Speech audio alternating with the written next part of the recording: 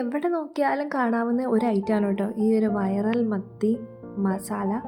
അപ്പോൾ ഇത് ഞാനും ഉണ്ടാക്കി നോക്കി, അടിപൊളിയാണ് കേട്ടോ. അപ്പോൾ അതിൻ്റെ റെസിപ്പി ഞാൻ നിങ്ങൾക്കും പറഞ്ഞുതരാം. എന്തായാലും ഒരു തവണയെങ്കിലും നിങ്ങളിതൊന്ന് ട്രൈ ചെയ്ത് നോക്കിക്കോളൂ, നിങ്ങളത് ഭയങ്കരമായിട്ട് ഇഷ്ടപ്പെടും കേട്ടോ.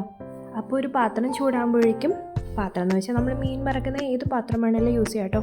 എണ്ണ ഒഴിച്ചിട്ട് അതിനകത്തോട്ട് എരിവുള്ള മുളക് പൊടിയും കാശ്മീരി മുളക് പൊടിയും അതേപോലെ തന്നെ മഞ്ഞൾപ്പൊടിയും ഇട്ടിട്ട് നല്ലവണ്ണം ഇതൊന്ന് മിക്സ് ചെയ്ത് ആ ഒരു പച്ച മണമൊക്കെ പോകുന്നോടം വരെ ഒന്ന് ആക്കിയിട്ടുണ്ട് കേട്ടോ.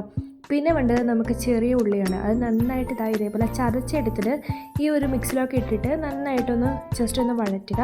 അതൊന്ന് വഴണ്ടി വരുമ്പോഴത്തേക്കും ഇഞ്ചിയും വെളുത്തുള്ളിയും ചെറുതായിട്ട് ചതച്ചതും അതേപോലെ തന്നെ കറിവേപ്പിലയും കൂടി ഇട്ടിട്ട് നന്നായിട്ട് വഴറ്റിയെടുത്തോളൂ കേട്ടോ. അപ്പോൾ ഈ ഒരു എണ്ണയിൽ കിടന്നതിന് നന്നായിട്ടത് വഴണ്ടി വരണം, ആ ഒരു പച്ചമണമൊക്കെ മാറണം. അപ്പോൾ നമുക്ക് കുറച്ച് ഉപ്പും കൂടി ഇട്ട് കൊടുക്കാവേ.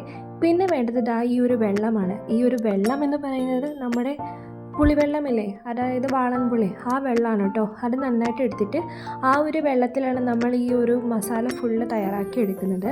അപ്പോൾ ഈ ഒരു വെള്ളം ഈ ഒരു ഇതിൽ മിക്സ് ചെയ്ത് നന്നായിട്ട് തിളച്ച് വരണം കേട്ടോ. തിളച്ചിട്ട് ആ ഒരു എണ്ണയൊക്കെ മുകളിൽ കാണുന്ന രീതിയിലൊന്ന് കുറുക്കി വരുന്ന സമയത്താണ് ഇതിൻ്റെ ശരിക്കും പാകമായിട്ട് വരുന്നത്. ഈ ഒരു സമയത്ത് നിങ്ങൾക്ക് ഉപ്പ് നോക്കിയിട്ട് ഉപ്പ് കുറവാണെങ്കിലോ എരിവ് കുറവാണെങ്കിലോ ഒക്കെ നിങ്ങൾക്ക് ആഡ് ചെയ്ത് കൊടുക്കാവുന്നതാണ് കേട്ടോ. ഇനി കഴുകി വൃത്തിയാക്കി വെച്ചിരിക്കുന്ന മീൻ, അതായത് മത്തി, ഞാനിവിടെ ഇട്ട് കൊടുത്തിട്ട് നന്നായിട്ട് എല്ലാം കൂടെ ഒന്ന് ഈ ഒരു മിക്സിലേക്ക് യോജിപ്പിച്ച് വരുന്ന രീതിയിൽ ഒന്ന് മിക്സ് ചെയ്ത് കൊടുക്കുകയാണ് കേട്ടോ. ഫസ്റ്റ് നിങ്ങളിങ്ങനെ മീൻ ഇടുക.